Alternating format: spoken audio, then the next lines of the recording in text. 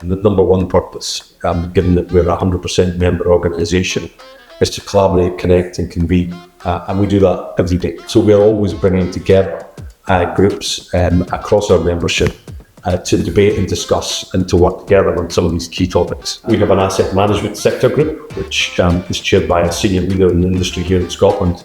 And that has all our asset management members who are coming together to look at key topics. So for example, one of the things we're looking at the moment is the impact of data and AI on the future of asset management, working closely with universities on this topic. We also have got really good relationships with other relevant bodies, particularly in this case the Investment Association based in London, and that opens up access to a range of other networks across the globe.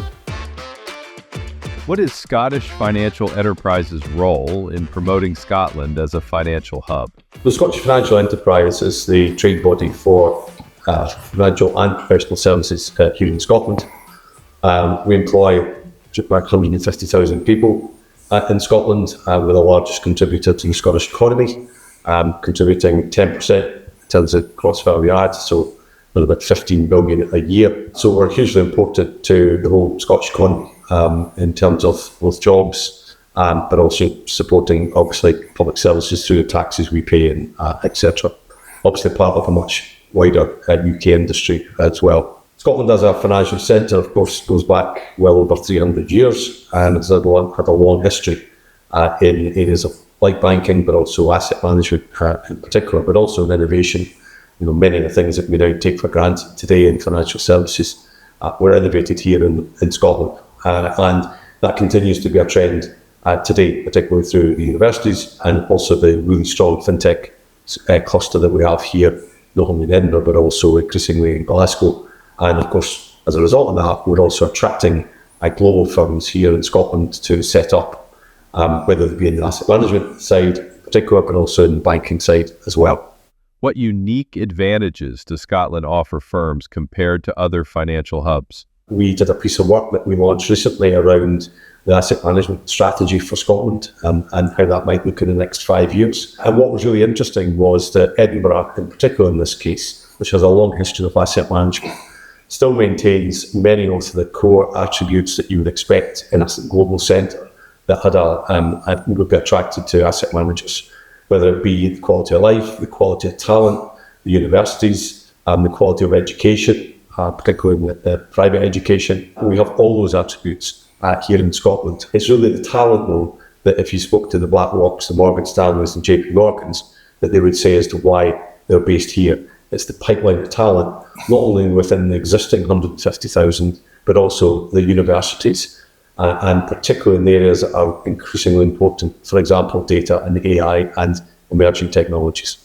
As the US is chasing away a global talent pool, is there an opportunity for Scotland? That's definitely a definite opportunity for, quite difficult reasons, but it's definitely an opportunity for Scotland. I mean, Edinburgh University has, in terms of actual numbers, the largest number of US students across the estate of universities here in Scotland. The St Andrews has a larger percentage of US students out of their student population. So Scotland is already a very attractive location for students. In fact, there's an article just last weekend that talked about St Andrews becoming like the New York Upper East Side for students as well. But the geopolitical challenges that we are living through has meant that overseas students, the profile of where they're coming has started to change. The US provides opportunities. Some of the other countries globally, for different reasons, it's more challenging. So, but of course, Scotland having 3 universities in the top 150 in the world,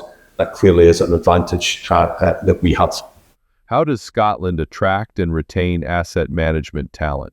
So when we launched our growth strategy about 18 months ago, one of the things that we did was highlight some global trends in our industry that are very applicable to asset management. A couple of them that are really relevant. One is nearshoring, which is obviously the moving of jobs out of tier 1 centres into tier 2 centres, and having been in New York just recently and also last year as well, that's clearly a trend that has been taking root in somewhere like New York, where a number of asset managers have seen talent move to other parts of the US to work and have set up operations accordingly. So what we're finding is that there are firms that are moving jobs from London to Edinburgh in this instance.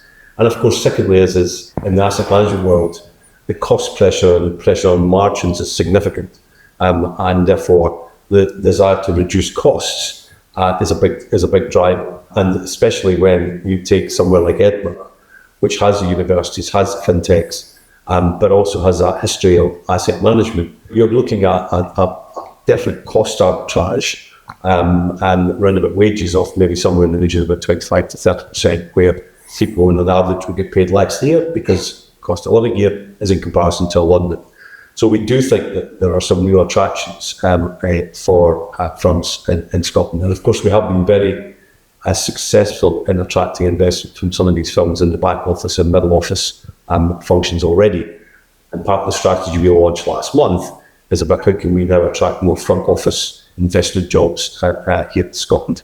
How do international firms help local fintechs grow globally? We have a very strong relationship with Fintech Scotland and a number of our large firms, in this case particularly Morgan Stanley, JP Morgan and BlackRock, actively participate in tech sprints, for example, where firms will come forward with particular problems. One of the most recent ones has been around ESG reporting in the asset management space, and they will sponsor tech sprints, looking for fintechs to come forward with solutions to their problems. And that's a real tangible example of how they work together. Some other firms have specific relationships with universities. So Baillie Gifford, Aberdeen, both have very good relationships with Edinburgh University, a proper partnership where they are exploring the issues around data and AI and the impact on the asset management industry going forward. So there are some really good examples.